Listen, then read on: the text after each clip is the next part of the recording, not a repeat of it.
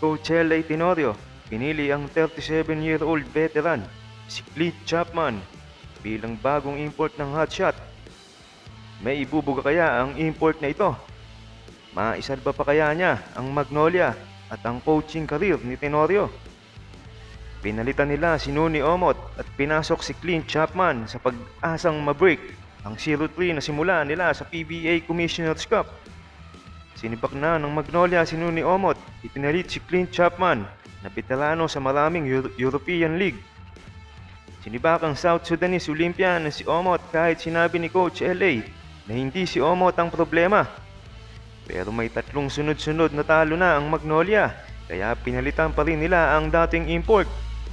Sinabi nga ni Coach L.A. Tenorio na hindi import ang problema, kundi ang mga local players na kailangan mag-step up bawat laro. Matapos ang 0-3 na simula ngayon Commissioner's Cup, nagdesisyon ng Magnolia na magpalit ng import. Ipapalit nila ang veteranong forward na si Clint Chapman, 37 years old, na may 6'10 na height. May kakayahang maglaro both inside at outside. Matagal na rin siyang naglalaro professionally mula pa noong 2012 at halos puro international ang karanasan. Masasalba kaya niya ang Magnolia at maibabalik sa winning track ang koponan? Medyo hawig nga daw ito ni Robert Bolick ng NLEX. Pero parang medyo hawig nga. Naglaro din nga ito sa NBA D-League at NBA G-League. Marami din koponan na napaglaruan sa Japan B-League. At ganun din sa KBL, naglaro din bilang import. At sa NBL Canada, strong defender nga ito at rebounder, efficient scorer, at basket physical presence in the paint.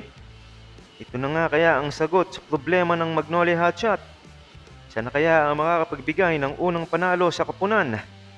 Aabangan natin ito kung ano magiging resulta ng pagpapalit ng import ng Magnolia Hotshot. Aabangan din natin ang kaniyang mga laro ni Clint Chapman. Kamusta mga idol? Sports Zone PH para sa sports news and update. Kung bago ka pa lamang dito sa channel ko, pindutin mo na ang subscribe button at notification bell para lagi kang update sa mga sports news.